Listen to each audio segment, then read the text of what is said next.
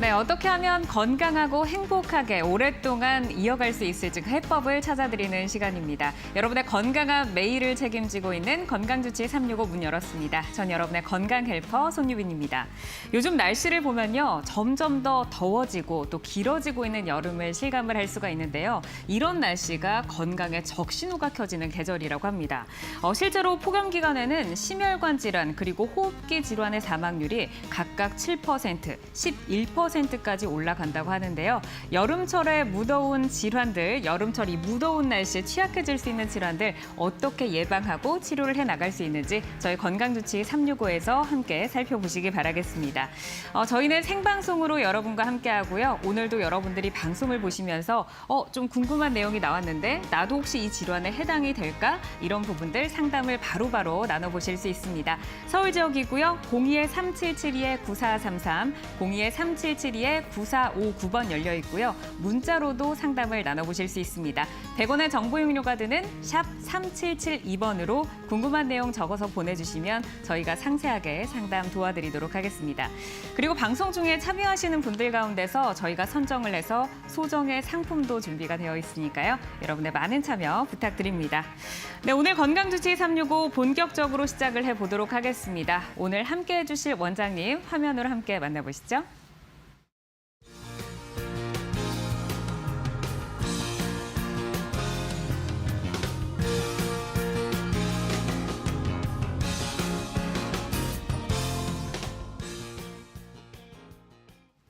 네, 오늘은 재생치료 전문의 정찬일 원장님과 함께하도록 하겠습니다. 척추, 무릎 질환, 그리고 류머티즘 질환까지 대한민국의 뼈 건강을 책임지고 계시는 정찬일 원장님 나오셨습니다. 원장님 안녕하세요. 네, 안녕하세요. 네, 반갑습니다. 네, 반갑습니다. 네, 원장님과는 벌써 이제 두 번째 시간인데요. 예, 그렇습니다. 네, 지난번 시간 때 굉장히 반응이 뜨거웠거든요. 예, 감사합니다. 네, 오늘도 유익하고 알찬 강의 준비를 해오셨겠죠? 예, 맞습니다. 네, 그러면 오늘도 좋은 말씀 기대를 하면서 시작을 해보도록 하겠습니다. 네, 본격적인 강의에 앞서서 건강주치의만의 특별한 코너가 먼저 마련이 되어 있는데요. 빠르게 변화하는 한 주간의 건강 이슈를 알려드리는 시간입니다. 준비해 오신 오늘의 건강 이슈 키워드로 확인해 볼까요?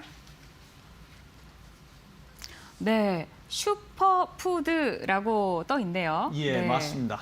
저도 이제 요즘에 그 슈퍼푸드에 굉장히 관심이 많은데 어떤 이슈일까요? 예, 저희가 요즘 보면 슈퍼푸드가 굉장히 인기가 있고요. 새로운 건강 트렌드로 자리 잡고 있는데요. 이게 요즘 보면은 슈퍼푸드가 아주 불티나게 팔려나가고 있죠. 이게 보면은 왜 이렇게 인기가 있는가를 봤더니 아마 용어에 대한 그 믿음 또 환상이 아닌가 이렇게 생각이 됩니다.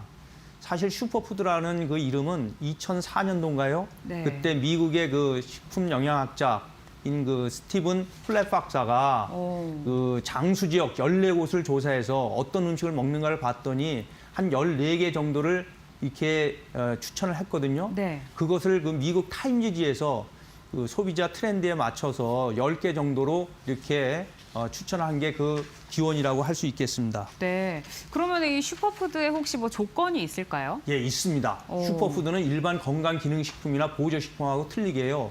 일단 열량이 낮아야 되고 지방의 함량이 낮으면서 네. 그 비타민이라든가 미네랄이 충분히 많이 있고 또 그 산화 효소라든가 아니면 섬유소가 많은 그래서 소위 파이토케미칼이라고 하는 생체 활성 물질이 많은 식품을 특별히 우리가 슈퍼푸드라고 정의를 하고 있습니다.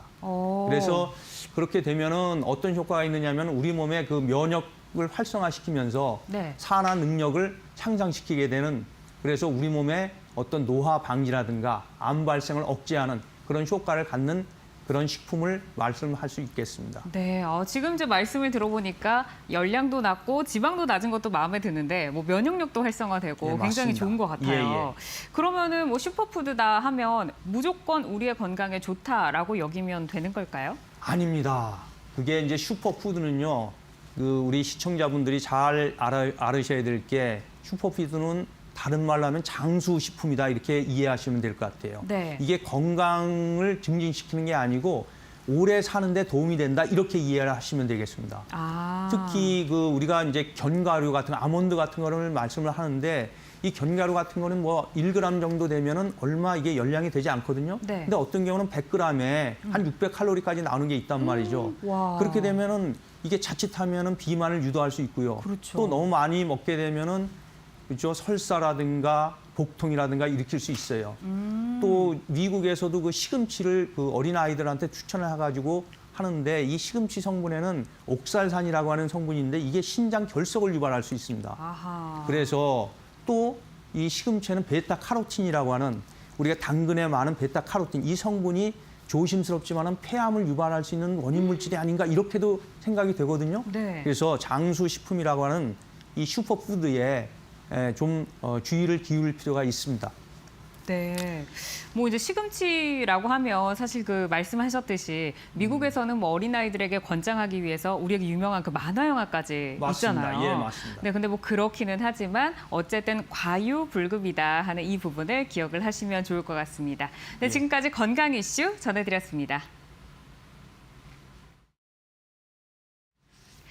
네, 저희는 이제 생방송으로 여러분과 함께합니다. 오늘은 무더운 날씨에 취약해질 수 있는 뇌혈관 질환에 대해서 살펴볼 텐데요. 저희에게 방송 중에 궁금한 내용이 있으실 때는 언제든지 전화와 문자로 참여를 해보실 수 있습니다. 서울 지역 02-3772-9433번, 02-3772-9459번 열려 있고요. 전화보다는 나는 문자가 편하다 하시는 분들을 위해서 문자도 준비가 되어 있습니다. 100원의 정보 용료가 드는 샵 3772번으로 궁금한 내용 적어서 보내주시기 바랍니다.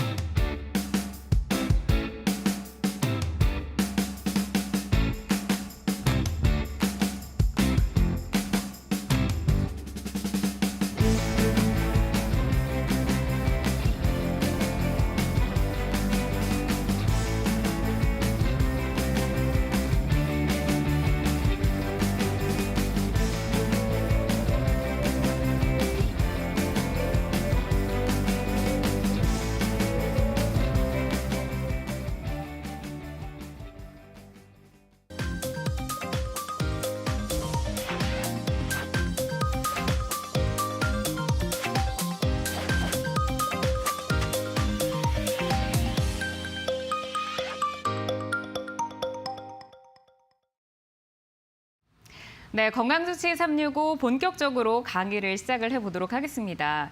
오늘 들려주실 이 강의는 우리의 생명과 좀 직결이 되어 있다라고 들었어요. 예, 맞습니다.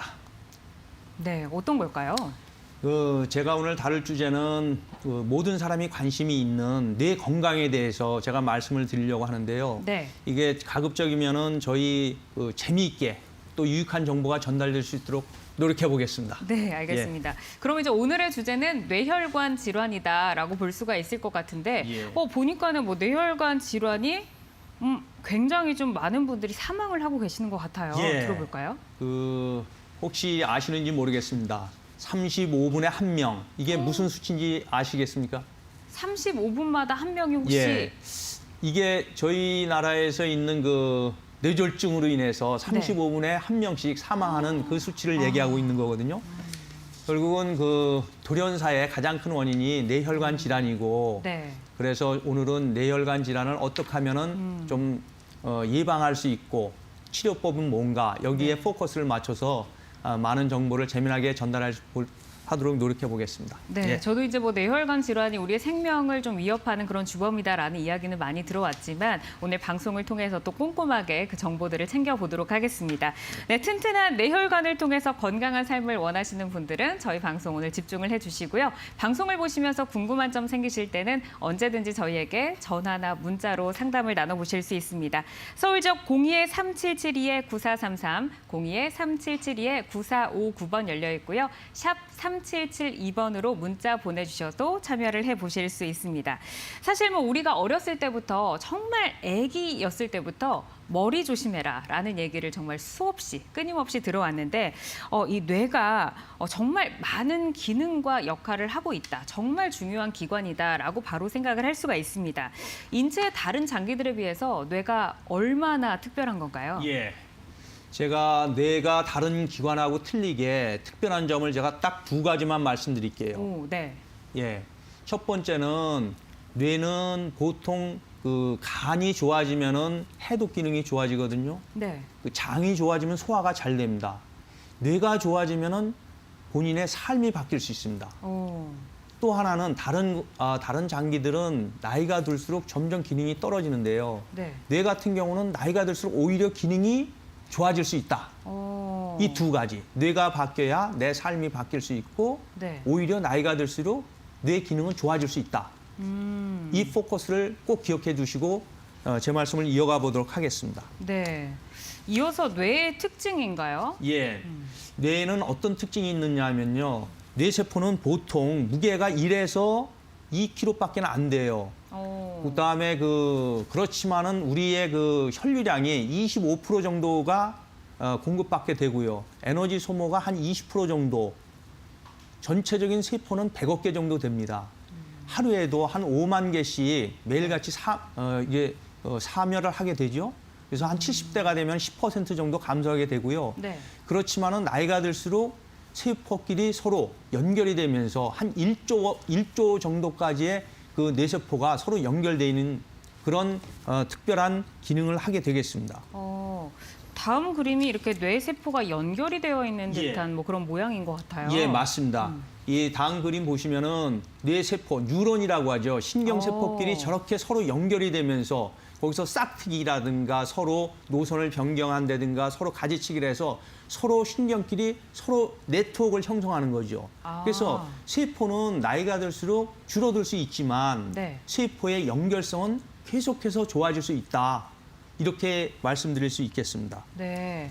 전 일생을 걸쳐서 새로운 자극에 대해서 뭐 재구성된다. 방금 예. 쓰여 있는 거 보니까 예. 인상적이네요. 그렇습니다. 그것을 우리는 뇌의 가소성이다 이렇게 말씀드리는 거거든요. 네. 영어로는 그 플라스티시티라고 하는데요. 플라스틱처럼 항상 변형이 될 수 있다 이렇게 이해하시면 될 것 같아요. 네. 그래서 전 일상을 통해서 새로운 자극과 경험을 통해서 이 신경의 연접은 계속해서 재구성이 된다. 머리가 좋아질 수 있다.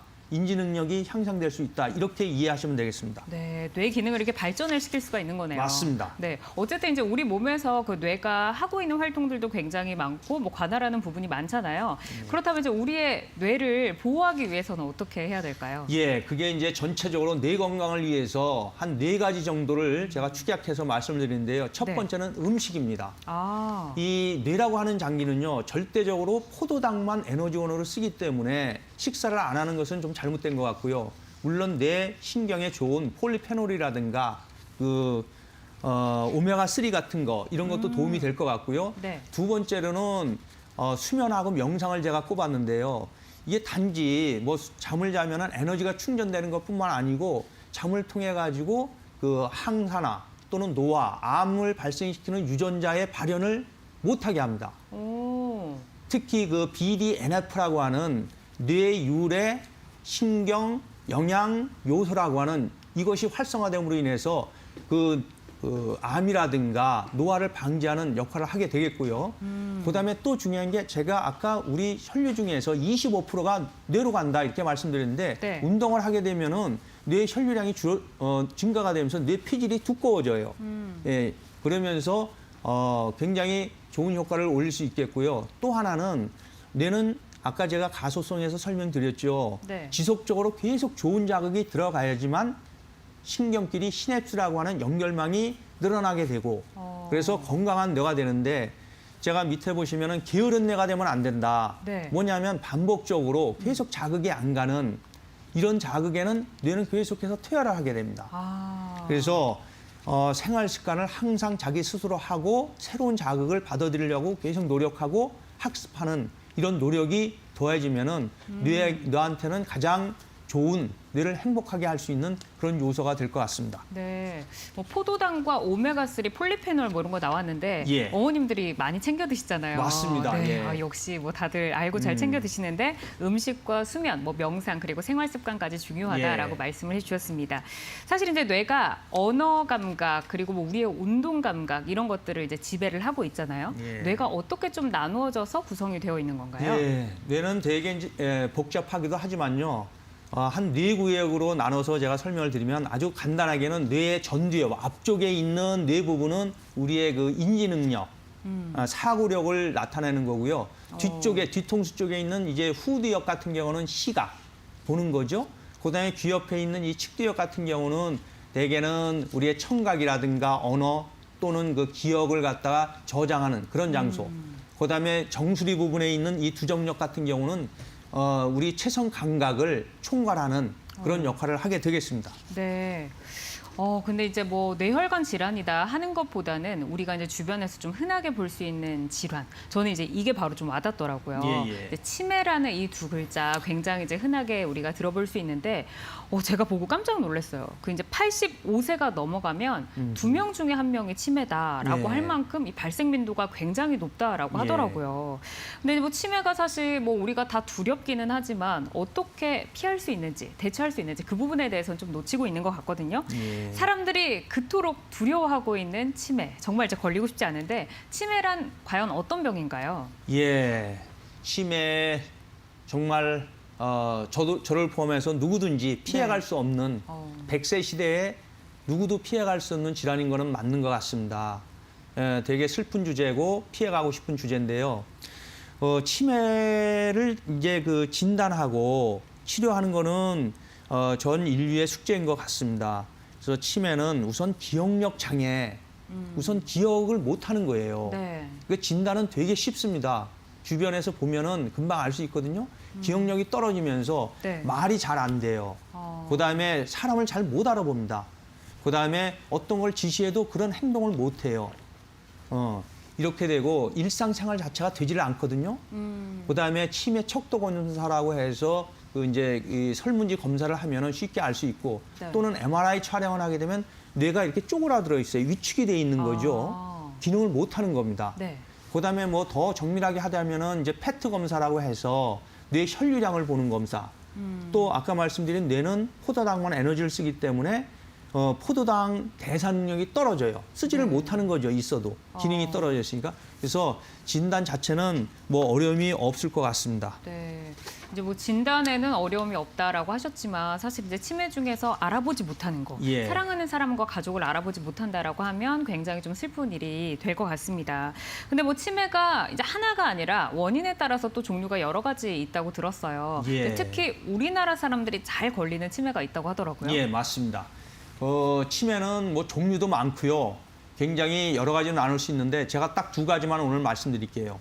물론 그 우울증으로 인한 가성치매라는 것도 있어요. 네. 또 흔하게는 뭐 항생제라든가 항암제, 뭐 항콜린제, 심지어는 어떤 혈압약까지도 그런 데서 유래가 되는 그 약물성 치매도 있어요. 그러니까 이런 거 빼고 그냥 네. 가장 흔히 볼 수 있는 거는 한 50% 정도가 알츠하이머성 치매라고 하는 거거든요. 그다음에 또 한 그룹은 혈관에 문제가 생겨서는 혈관성 치매. 네. 이것이 한 10%에서 15% 정도 돼요. 2가지가 가장 많은 겁니다. 네. 그래서 가장 크게 구별하시자면은 알츠하이머 치매는 나이가 들면서 퇴행성으로 누구나 생길 수 있는 치매다 이렇게 이해하시고 네. 이 8년에서 10년 정도에 가서 서서히 진행이 됩니다. 반면에 저 혈관성 치매는 네. 흔히 말하는 뇌졸중이에요. 뇌가 경색이 되든지 막히든지 혈관이 터지든지 하면서 생기는 거거든요. 네. 그래서 혈관성 치매 같은 경우는 굉장히 증상이 뚜렷해요. 저거는 나이 들어서 생기는 치매처럼 어떤 인지 능력이 떨어지고 계산을 못하고 이런 게 아니고요.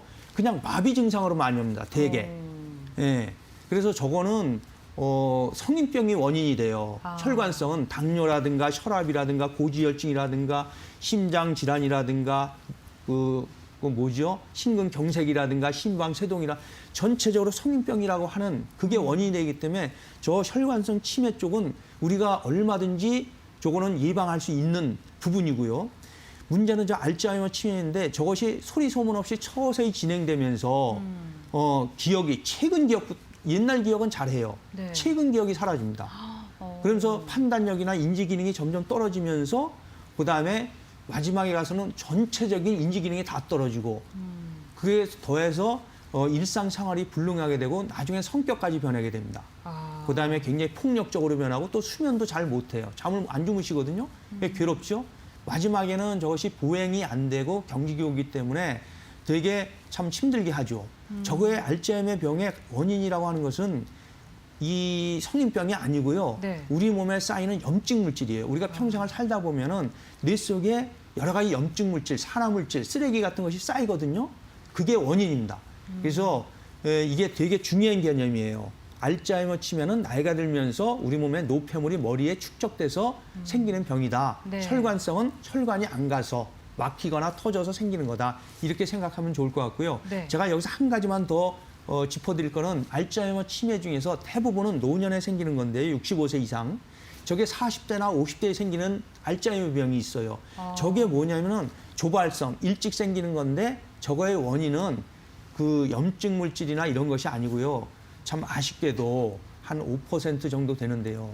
그 염색체 이상 때문에 생기는 거예요. 네. 그래서 저 부분은 우리가 염색체 뭐 21번이나 14번이나 1번 여기에 이상이 생겨서 일찍 뇌가 퇴화가 돼버리는 거거든요.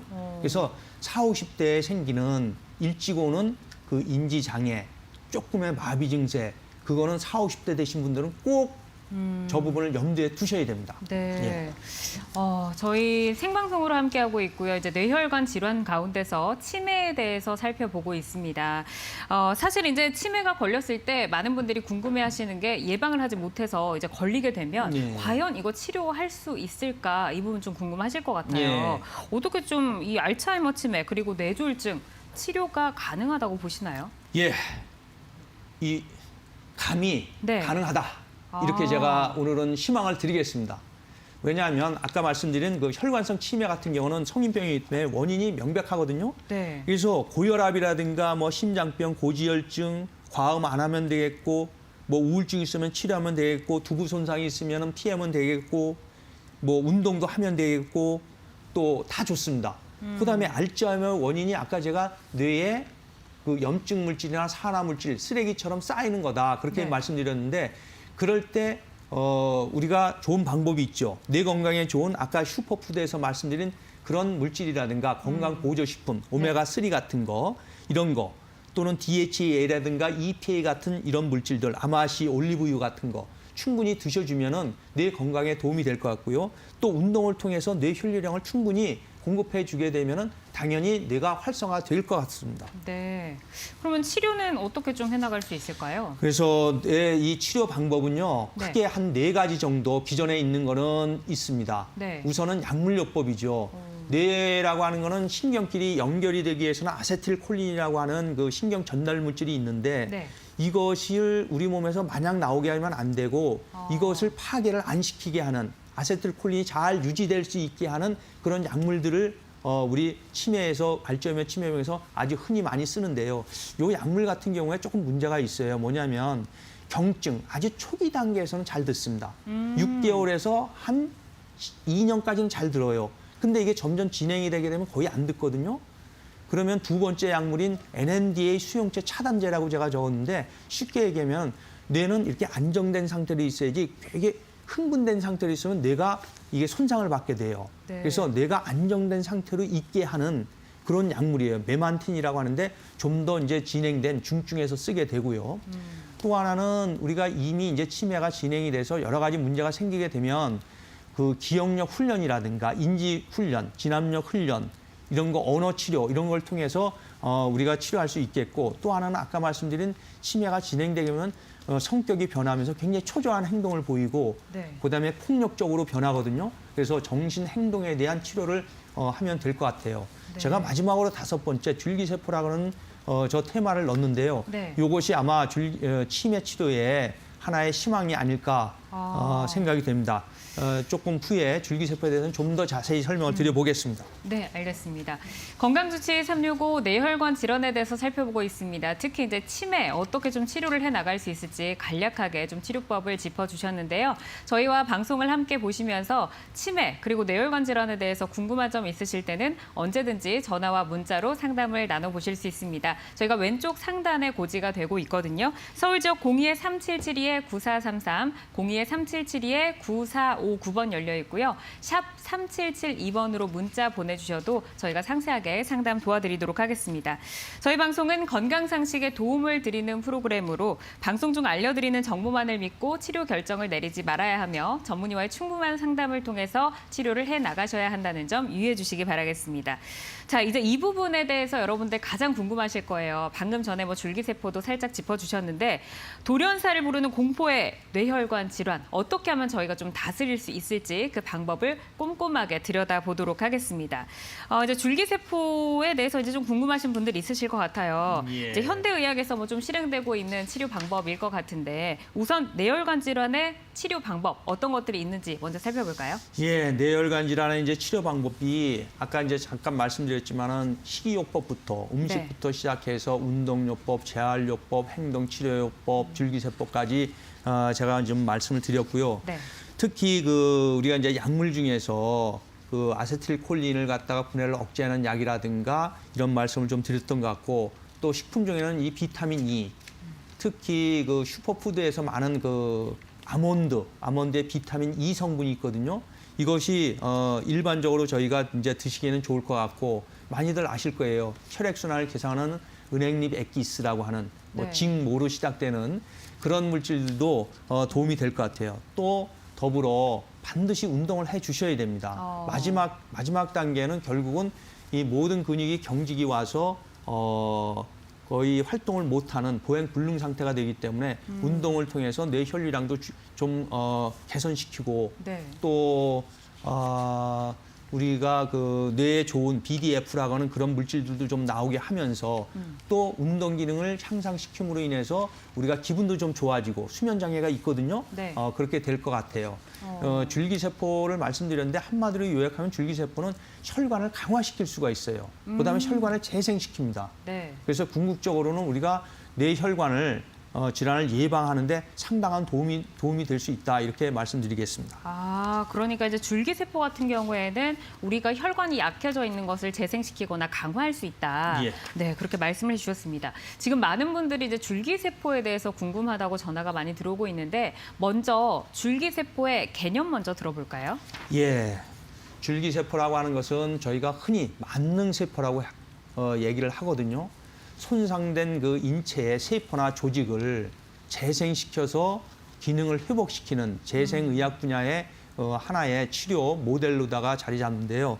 그 핵심이 되는 것은 자가줄기세포를 채취를 해서 주입을 하게 되면 신경세포가 재생이 되고 그 신경세포가 뇌에서 발생할 수 있는 여러 가지 증상을 개선할 수 있고 합병증을 예방하는 데 상당한 도움이 될 수 있어요. 네. 줄기세포는 만능세포인데 특징이 4가지입니다. 전혀 분화되지 않는 무슨 세포로든지 분화될 수 있는 미분화세포고요. 또 여러 가지로 분화할 수 있는 능력을 가지고 있고 스스로 줄기세포가 될 수 있는 자기 복제 능력이 있어요. 또 하나는 우리 몸에 여러 병소가 있으면 병변이 있으면 그곳을 내비게이션처럼 알아서 똑똑하게 찾아가는 그런 기능이 있습니다. 이제 줄기세포 같은 경우에는 좀 재생 효과를 기대해 볼 수 있다라고 좀 정리를 볼 수 있을 것 같은데 최근에 이제 줄기세포가 사실 뇌혈관 질환 외에도 다분야에서 좀 활발하게 좀 이용이 되고 있는 것 같아요. 근데 이제 줄기세포가 어떤 종류가 있는지 그리고 종류별로 혹시 갖고 있는 특징이 따로 있을까요? 예, 있습니다.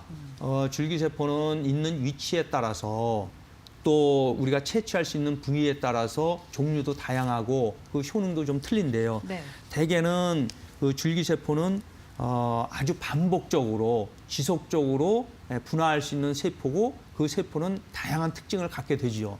특히 혈구세포, 적혈구나 백혈구로 될 수도 있고 심장으로도 될 수도 있고 근육으로 될 수도 있고 간도 될 수 있고 이런 여러 세포로 분화될 수 있는 그런 특징을 가지고 있습니다. 특히 우리가 할 수 있는 정맥으로 주사할 수 있는 자가줄기세포 이런 거 같은 경우는 우리의 혈액 속에서 채취를 해서 쓸 수 있겠고요. 골수에서 채취할 수 있는 거는 우리가 근육 질환이라든가 또는 무릎같이 이런 근골격계에 유용하게 쓸 수가 있을 것 같습니다. 네. 또 뭐 지방 같은 경우는 우리가 피부 미용 쪽에서 충분히 지방 유래 줄기세포를 이용할 수 있을 것 같고요. 네. 예. 현재 이제 뇌혈관 질환과 관련해서 치료법 줄기세포 살펴드리고 있는데요. 좀 많은 분들의 전화가 지금 밀려들고 있어서 시청자 한 분과 잠시 전화 연결을 해보도록 하겠습니다. 네, 전화 받아볼까요? 여보세요? 여보세요? 아, 네, 안녕하세요. 아, 네, 안녕하세요. 네, 선생님. 시청자님 어떤 부분이 네. 좀 궁금하신가요? 아, 제가 이제 나이가 있다 보니까 치매나 이런 거에 굉장히 걱정스러움이 많았어요. 네. 근데 뭐 아까 방송 쭉 들어보니까 뭐 음식에 관한 거, 뭐 이렇게 운동 관한 거 이런 거 하면 좋다고 하셨는데요. 네. 그 줄기세포가 이런 치료를 하게 되면 그 치매에 어떻게 얼마나 좋은가요? 아, 저희가 이제 네네. 우선은 지금 살펴드리고 있지만 또 궁금한 점 원장님 좀 풀어주실까요? 아, 예. 네, 그, 선생님 안녕하세요. 네. 네. 하여간 그 치매의 줄기세포가 얼마큼 효과가 있을까인가 네네네. 그거에 대한 것은 이제 조금 더 방송을 이제 지켜보면은 네. 제가 거기에 대한 이제 근거 있는 그 논문 자료를 제가 제시해 드릴 거고요. 아, 네. 결론적으로 말씀드리면 네. 아마도 기대 이상으로 상당한 희망을 줄 수 있겠다. 아, 이 말씀을 꼭 그래요? 드리고 싶어요. 아, 물론 네. 제가 기존에 이제 집어줬던 음식이라든가 여러 가지 네. 우리가 기존 의학에서 했던 네. 그런 치료법들은 예, 기본적으로 하시고 거기에 부과돼서 줄기세포가 네. 아마도 상당한 도움이 될 수 있을 것 같다는 개인적인 견해를 가지고 있습니다. 예. 아, 그러세요? 시청자님 혹시 지금 이제 가족분들 가운데서 치매로 네. 조금 어려움을 겪고 계신 분이 계신가요? 네, 저희 가까운 친척분 중에 네. 지금 이제 연세가 76 정도 되셨거든요. 근데 한 10년 전부터 알츠하이머 예. 네, 이게 와가지고 굉장히 지금 고생을 하고 계세요. 네. 네, 그래서 네, 저희는 뭐 알츠하이머가 뭐고 뭐 그냥 치매가 뭐고 그냥 다 치매인 줄 알았거든요. 예, 예. 근데 그게 아니다고 하셔서 네네. 네, 그래서 지금 이제 그 안타깝게도 이제 우리 친척분이 앓고 있는 네네. 것은 그 퇴행성 나이가 들면 누구나 생기는 예, 네. 가장 흔한 알츠하이머 네. 노인성으로 온 것이고 네. 그 정상적인 이제 경과가 8년에서 10년 정도를 보고 있어요. 네, 네, 치료를 얼마나 관리를 하느냐에 조금 늘어날 수는 있지만은 네. 변함없이 네. 첫 단계부터 시작해서 그러니까요. 마지막 단계까지 진행이 돼요. 처음에는 네. 보통 내가 이제 서랍 속에 넣어 있는 내가 수표가 어디 갔지? 내 책이 네. 어디? 이거부터 시작해 가지고 이제 조금 진행되면은 자기 이제 그 이 모양 자기 옷 관리라든가 이런 것도 좀 잘 안 되고 네. 또 사람도 못 알. 마지막에는 이제 거동이 불편하게 되는 단계까지 가거든요. 네. 그래서 저희 치료의 목표는 네. 이 진행 과정을 조금 그걸 역전은 못 시켜도 네. 좀 느리게 해보자. 진행을 네. 억제해보자. 아. 그러려면은 세포가 증식이 돼야 되거든요. 네, 네. 우리가 노화돼서 없어진 그 세포를 넣어줘야 돼요.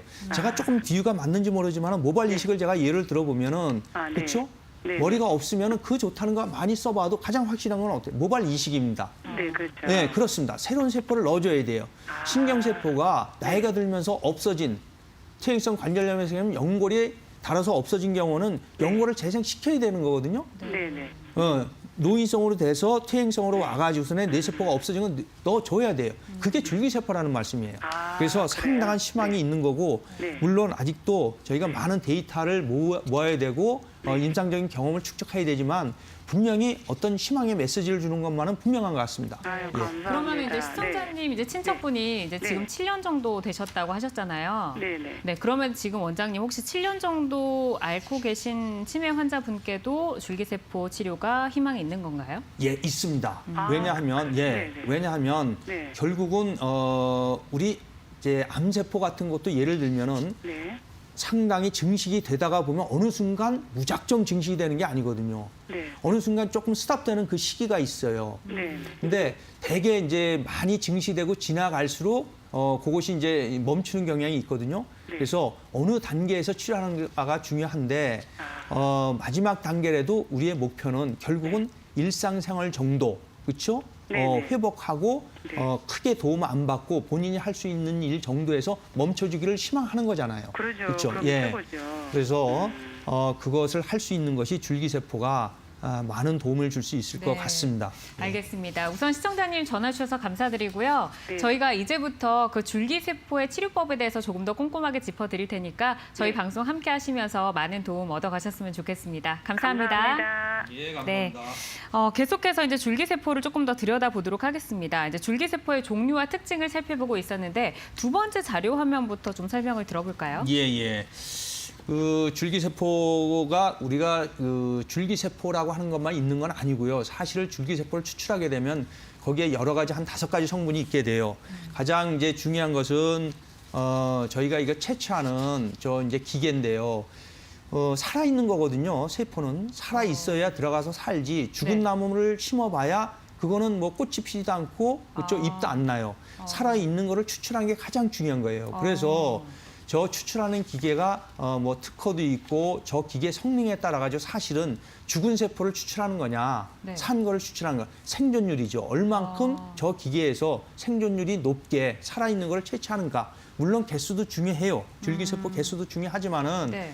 얼만큼 살아있는가가 더 중요하고 대개는 저것이 식약처에서 인정받은 추출 기계로 저희가 이제 추출을 해서 사용하게 됩니다.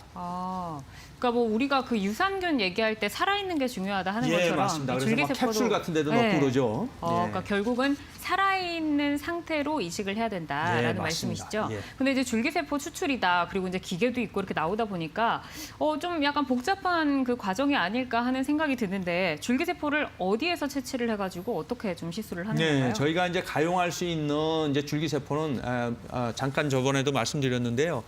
이게 가장 흔한 것이 우리가 혈액에서 추출할 수 있고요. 그다음에 자기 골수에서 추출해서 이제 시술을 하는 거가 이제 원칙으로 하고 있어요. 물론 지방에서도 할 수 있습니다. 저 개인적으로는 이제 주로 골수에서 또는 좀 여의치 않으면 혈액에서 추출해서 지금 저 그림에서 보이는 게 경동맥을 통한 시술 방법인데요. 네. 골수나 혈액에서 추출한 줄기세포를 그 경동맥이라고 하는 그걸 통해 가지고 뇌혈관이라든가 안면신경으로 우리가 주입하고 있는 이제 그런 모습이죠. 그래서 줄기세포는 뛰어난 재생력을 가지고 있기 때문에 뇌질환 예방과 완화에 상당한 도움이 될 수 있어요. 또 중요한 것이 우리가 BBB라고 하는 네. 그 뇌혈관 장벽을 통과해야 되거든요. 어떤 분들은 조금 좀 의심을 갖는 분들이 있어요. 그러면 저게 그 장벽이 있다는데 혈관하고 뇌하고는 장벽이 있어서 못 간다는데 갈 수 있는 거냐? 갈 수 있는 걸로 논문이 나와 있고요. 실제로 환자분이 시술 중에 느낍니다. 네. 저것이 약간 입이라든가 이런 걸 통해서 쭉 뇌 속으로 흘러가는 그 느낌을 환자분들은 말씀을 하시거든요. 그래서 대부분은 줄기세포는 아까 말씀드린 이렇게 유연성이 있기 때문에 충분히 그 장벽을 통과해서 우리가 원하는 뉴런, 신경 쪽으로 가서 충분한 효과를 발휘할 수 있다 이렇게 설명드릴 수 있겠습니다. 네, 현재 이제 줄기세포 치료 방법에 대해서 살펴보고 있습니다. 뇌혈관 질환 그리고 또 많은 분들이 좀 고민하고 계시는 치료에 좀 이렇게 대안으로 좀 떠오를 수가 있다라고 말씀을 해주셨는데 과연 이 줄기세포 이식술이 안전한 시술인가 그리고 근거가 있는가 이 부분도 좀 궁금하거든요. 이제 거기에 대한 자료를 제가 한 2가지 정도 찾아봤는데요. 우선 2019년도 일본의 그 삿포로 의과대학에서 신경과학지에 게재된 논문입니다. 여기서 보면은 뇌졸중이나 척추 손상 환자한테 정맥으로 줄기세포를 주입을 했더니 기능이 회복되었다. 이렇게 발표하고 있거든요. 그 기전을 보면은 미세혈관을 갖다가 리모델링을 해가지고 망가진 뇌혈관을 복원시키고 아까 말씀드린 그 뇌와 혈관의 그 장벽을 통과하는 것을 증명을 했거든요. 그다음 또 하나의 제가 자료는 2014년도 미국의 존스 홉킨스 대학에서 발표된 논문인데요. 이 논문이 되게 재미난 거예요. 골수 줄기세포를 추출했거든요. 이분들은 골수 줄기세포를 추출해서 혈관성 치매에서 골수 줄기세포를 추출해서 주입을 했더니 혈관 형성이 굉장히 많이 증가됐고 또 아까 제가 말씀드린 알츠하이머에서 어떤 우리 몸에서 노화됐던 물질이 뇌의 신경 뉴런에 침착이 돼서 치매가 되는 건데 그 침착되는 그 단백 물질들, 침착되는 아밀로이드라고 하는 그런 단백 물질들 또는 타우 단백이라고 하는 이런 노폐 물질들이 상당 부분 감소됐거든요. 그래서 인지 기능이 상당히 회복된 아주 고무적인 결과를 발표했습니다. 네, 이제 예후가 좋았던 그런 효과가 지금 데이터로도 있다라고 말씀을 해주셨는데 그렇다면 이제 우리 뇌혈관에 그 줄기세포 이식술이 어떻게 영향을 끼치게 되는 거죠? 네, 그 뇌혈관으로 저희가 이제 주는 이 모습인데요. 네. 조금 자막이 잘못된 것 같습니다. 뇌동맥 사진, 경동맥 사진이거든요. 경동맥 사진. 우리가 이제 누구나 그 목 옆에 이렇게 만져보면 막 펄떡펄떡 뛰는 그 동맥이 하나죠. 이 네네네. 경동맥입니다. 느껴집니다. 예, 느껴져요. 네. 근데 그 거기를 통해서 저희가 올라갈 수 심장에서 이제 혈액이 나오면은 이 경동맥을 통해서 전부 다 머리 쪽으로 흘러가거든요. 그래서 그 경동맥에다 주입을 하게 되면은 네. 뇌동맥이라든가 안면 혈관으로 전부 다 올라가게 되겠어요. 그래서 그 대부분이 가는 게 뇌에 필요한 영양분을 공급하고 산소를 공급하는 그 신경세포에 대부분이 전달이 되기 때문에 저희가 저런 경동맥을 통해서 정맥이 아니고요. 동맥을 통해서 우리가 뇌에 있는 신경세포로 줄기세포를 전달을 하게 되는 거죠. 이어서는 그 뇌건강 예방과 관련된 자료일까요? 뇌혈관의 예방이 아니고요. 네. 예방이 아니고 뇌혈관이 네. 머릿속에 신경이 이렇게 분포되고 있는 그런 신경 뉴런, 전두엽, 후두엽, 요 뇌 실질에 뇌혈관이 어떻게 분포되고 있는가 하는 이제 그런 건데 머리라고 하는 거는 아시다시피 두개골이라고 하는 뼈 외에 그 안은 전부 다 혈관하고 신경밖에 없거든요. 바로 저 사진이에요. 네. 뇌에 어떤 뼈가 있는 것도 아니고 근육이 있지도 않고요. 오로지 뇌는 두 가지 구조예요. 뇌 신경세포, 네. 또 하나는 혈관 두 가지거든요. 이 둘이 잘 살아야 돼요. 치매라고 하는 건 저 신경세포가 노화가 돼서 없어진 거. 사멸하는 게 알츠하이머 병이고요. 네. 예, 혈관에 문제가 생겨서 저것이 혈관이 터지든지 막혀서 생기는 것이 혈관성 치매인 거죠. 그래서 뇌는 어떻게 보면 되게 단순하고 저희가 경동맥을 통해서 저쪽으로 줄기세포를 주면은 대부분이 뇌 혈관과 신경세포로 가게 되는 거죠. 네. 그래서 줄기세포는 뇌 혈관뿐만 아니고 신경에 대한 재생 효과가 있기 때문에 거의 뭐 이론상으로는 100% 뇌에 굉장히 효과적인 치료 방법이 될 수 있다. 이렇게 설명을 드릴 수 있습니다. 네, 어쨌든 이제 뇌 건강에 도움을 줄 수 있다라고 말씀을 해주셨습니다. 줄기세포로 이제 뇌혈관 시술 어떻게 조금 도움을 줄 수 있는지, 그리고 특히 우리가 생활 속에서 좀 주의해서 많이 볼 수 있어요. 사실 치매, 뭐 알츠하이머 많이 볼 수 있는데 이런 부분들에 어떻게 도움을 줄 수 있는지 그 부분에 대해서 살펴보고 있습니다. 저희 방송은 지금 생방송으로 함께하고 있습니다. 여러분들이 방송을 보시면서 나도 혹시 알츠하이머 증상일까? 혹은 이러한 증상도 줄기세포나 여타 치료로 좀 도움을 받아볼 수 있을까? 이런 부분들이 궁금하시다면 저희에게 전화나 문자로 상담을 받아보실 수 있습니다. 서울 지역 02-3772-9433번, 02-3772-9459번 활짝 열려 있고요. 전화보다는 문자가 편하다 하시는 분들을 위해서 문자도 준비가 되어 있습니다. 100원의 정보 용료가 드는 샵 3772번으로 여러 번 궁금한 내용 적어서 보내주시면 저희가 상담을 나눠드리도록 하겠습니다.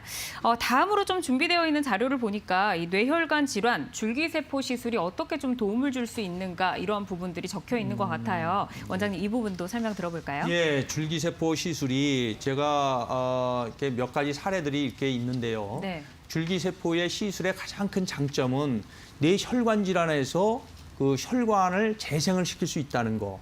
그다음에 이미 있는 혈관을 혈관이라고 하는 것이 이게 동맥 같은 거는 이게 박동이 느껴지잖아요. 그 싸고 있는 막이 그 근육이 있거든요. 네. 그래서 그 근육 세포에 대한 그 재생 효과가 있기 때문에 근육이 혈관이 되게 튼튼해져요.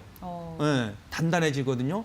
그래서 줄기세포 시술이 뇌 혈관 질환에 튼튼하게 하고 강화시키고 재생시키고 하는데 상당히 효과가 있다. 이렇게 이해하시면 되겠습니다.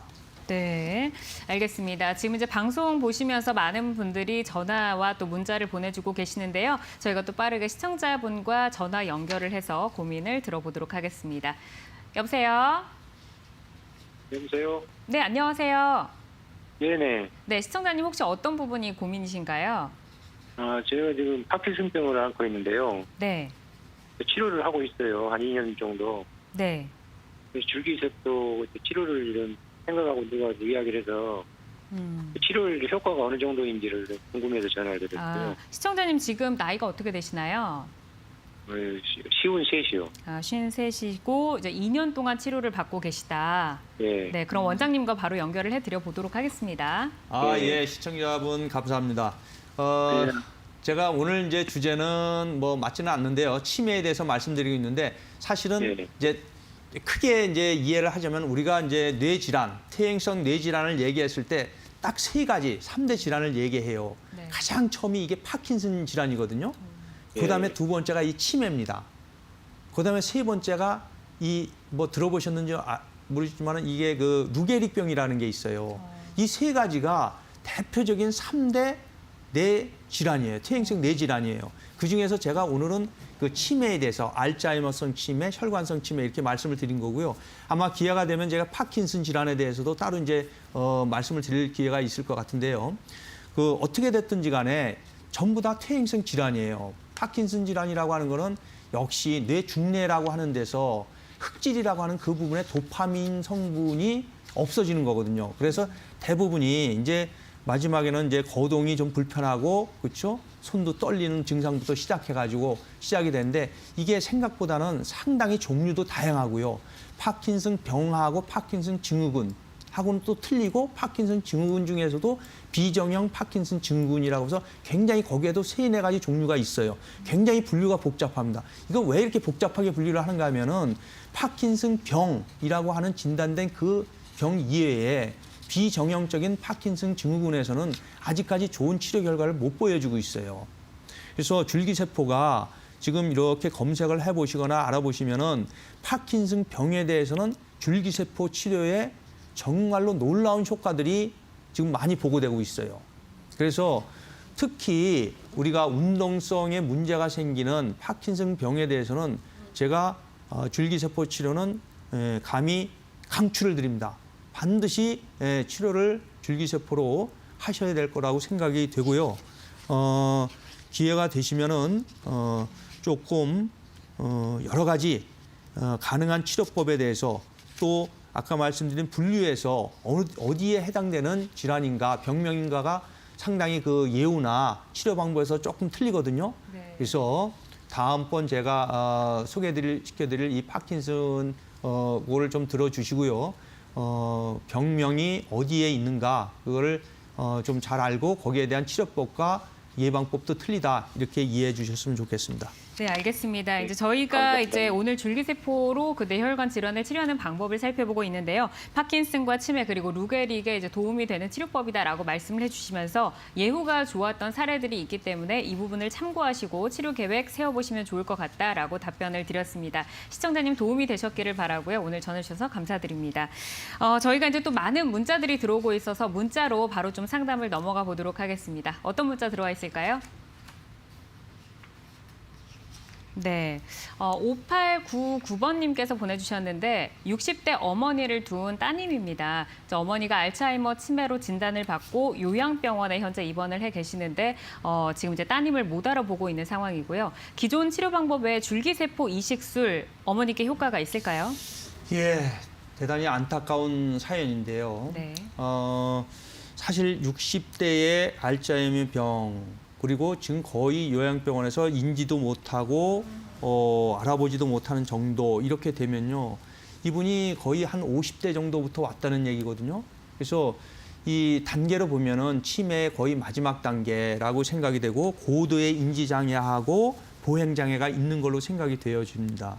그래서 치료 목표는 어떤 알츠하이머 병을 회복시키는 거기에 초점을 맞추기보다는 그 합병증을 예방하는 쪽으로 다시 말씀드려서 요로 감염이라든가 욕창이라든가 감염이라든가 폐렴 같이 또 낙상이라든가 이런 합병증을 방지할 수 있는데 초점을 맞추는 게 맞을 것 같고요. 물론 이렇게 되면은 대부분이 이제 면역이 문제가 되기 때문에 면역을 증진시키는 전체적인 건강을 증진시키는 쪽에서 줄기세포는 일부 도움이 될 수 있으리라고 생각이 됩니다. 네, 이제 긍정적인 답변을 주셨고요. 치료 효과는 환자들마다 다를 수 있는 점 꼭 유의를 해주시기를 바라겠습니다. 오늘 뇌혈관 질환에 대해서 알아봤고요. 핵심 치료법 저희가 정리해봤습니다. 화면으로 만나보시죠. 네, 뇌혈관 질병 조기 진단으로 예방적 치료를 하자. 뇌 건강법을 숙지하자. 줄기세포로 뇌를 행복하게 하자.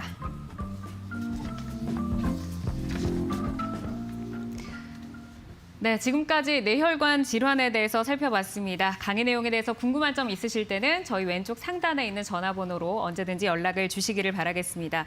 오늘 정말 그 뇌혈관 질환에 대해서 꼼꼼하게 강의를 해주셨어요. 원장님, 마지막으로 좀 당부 말씀 짧게 들어볼까요? 예, 오늘 제가 쉽고 재미나게 전달하려고 노력을 했는데요. 네. 내용이 워낙 무겁다 보니까 제대로 전달이 됐는지 좀 의심스럽고 그렇지만은 여러 가지 기존의 치료법 외에 줄기세포가 하나의 희망이 분명히 될 수 있다는 메시지를 꼭 전달해드리고 싶습니다. 네, 이제 뇌혈관 질환에 대해서 살펴봤습니다. 예방법, 치료법 짚어드리면서 줄기세포 치료법 함께 짚어드렸는데요. 본 방송은 건강방송에 도움을 드리는 프로그램입니다. 방송 중 알려드리는 정보만을 믿고 치료 결정을 내리시지 말아야 하며 전문의와의 충분한 상담을 통해서 치료 방향을 결정하셔야 한다는 점 꼭 기억을 해주시기를 바라겠습니다. 건강주치 365 이제는 마칠 시간입니다. 온 국민이 100세 건강 누리는 그날까지 저희가 함께하도록 하겠습니다. 다음 시간에 찾아오겠습니다. 고맙습니다.